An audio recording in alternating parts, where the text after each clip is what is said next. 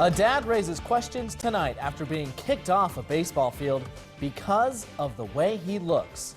The request brought a practice session to a shocking end in West Omaha. Good evening, I'm Kevin Boughton. Craig Negrelli has the night off. And I'm Jennifer Griswold. Now a father says he wants people to know discrimination still happens.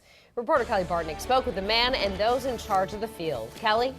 Jenny, imagine you've paid your dues for summer baseball. You're taking your family in for some practice time before a game, just like you've done for years. But you're turned away because you're different. It took practice for these Westgate teams to reach this point.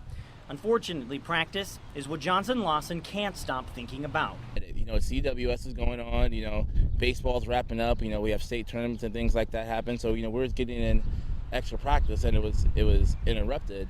That happened Wednesday on an empty field where Lawson and two of his children were hitting wiffle balls when he says a man others identified as the Westgate caretaker walked up and kicked them out. He said that I didn't look like the type of person that'd be down there, part of that league.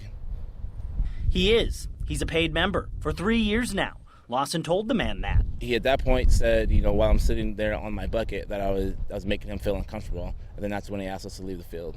Lawson says he got in touch with the Westgate League, then went online to question the incident. People answered back by the dozens, collectively coming to the conclusion that the family's dismissal had nothing to do with policy, but with race. I can't say that for sure. He didn't mention that at all to me, but he definitely made me feel uncomfortable. And with the phrase, you don't belong down here.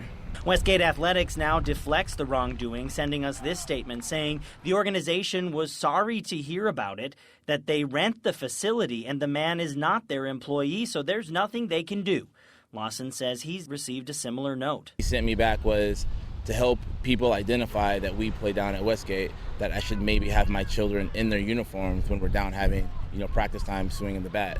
And that he also said maybe the individual that approached us was having a bad day, and that's why he kicked us off the field. But still, no apology. Lawson says he even has a note from the league saying families can practice on empty fields. We want to know what you think. Was this situation handled correctly, and should the field owner apologize for their employee?